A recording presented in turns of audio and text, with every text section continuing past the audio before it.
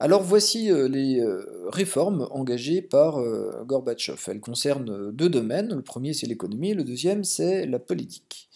Alors, pour l'économie, Gorbatchev veut que l'URSS et les démocraties populaires d'Europe de l'Est rattrapent leur retard de développement qu'elles ont accumulé par rapport à l'Europe de l'Ouest. Et pour cela, eh bien, il va autoriser à nouveau des entreprises à se créer librement. Donc un secteur d'entreprises privées va se créer à partir des années 80 en URSS. C'est une réforme qu'on a appelée la perestroïka.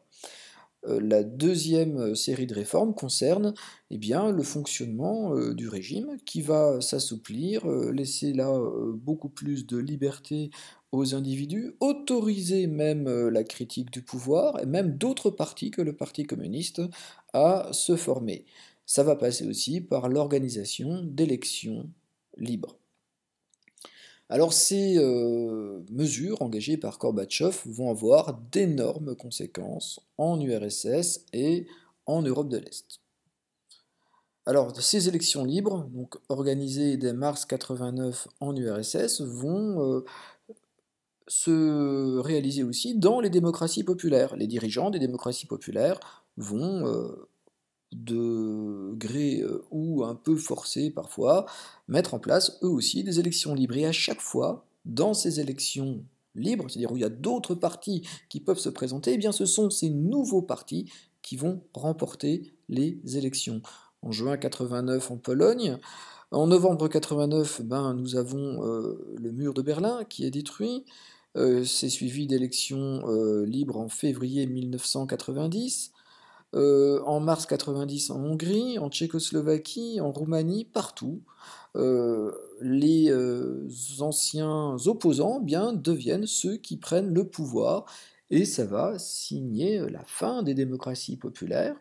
On abandonne les constitutions qui donnaient tout le pouvoir au Parti communiste et on va rétablir des démocraties pluralistes. Pluralistes, ça veut dire avec plusieurs partis politiques.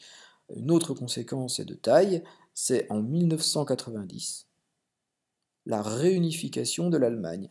La RFA et la RDA, qui étaient deux États créés depuis 1949, sont enfin unifiés dans une seule RFA en 1990. Alors ce qui se passe en Europe durant ces années 1989-1990 mérite quand même d'être souligné. C'est ni plus ni moins que la disparition des démocraties populaires qui avaient été créées au lendemain de la Deuxième Guerre mondiale sous l'influence de l'URSS, qui sont remplacées une à une, au fur et à mesure qu'ont lieu des élections libres, par de vraies démocraties pluralistes. Et ça se passe sans trop de heurts, sans trop d'affrontements. On parle par exemple pour la Tchécoslovaquie d'une révolution de velours.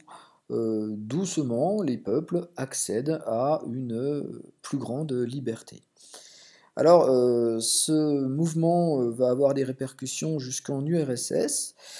Et pour comprendre ce qui s'est passé en URSS, il faut rappeler que l'URSS, c'est un État fédéral. Ça veut dire un État constitué de plusieurs États. On dit que c'est une URSS, ça veut dire Union des républiques socialistes soviétiques. Eh bien, la plus grande de ces républiques, c'est la Russie, mais il y en avait de nombreux autres. Or, dans ces républiques, eh bien, se réveillent des aspirations, des identités nationales, qui ne sont pas des identités nationales russes, certaines de ces républiques réclament leur indépendance et même la prennent. Et en 1991, en décembre 1991, Mikhail Gorbatchev, face à ce mouvement, eh bien, déclare la disparition et la fin de l'URSS.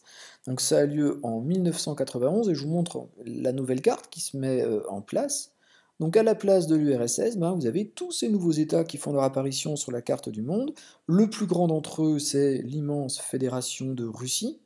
Mais on voit par exemple en Europe de l'Ouest apparaître Lituanie, Lettonie, Estonie, Biélorussie, Ukraine, Moldavie, et puis en Asie centrale, ce groupe d'États, et enfin dans le Caucase, la Géorgie, l'Arménie, l'Azerbaïdjan. Il faudra retenir quelques-uns de ces États, par exemple, ça peut être bien de retenir ces trois-là, Lituanie, Lettonie, Estonie, qui sont aujourd'hui des États membres de l'Union européenne. Donc nous sommes arrivés au bout de notre leçon. La guerre froide, finalement, eh ben, elle a été gagnée, on pourrait dire, par les États-Unis.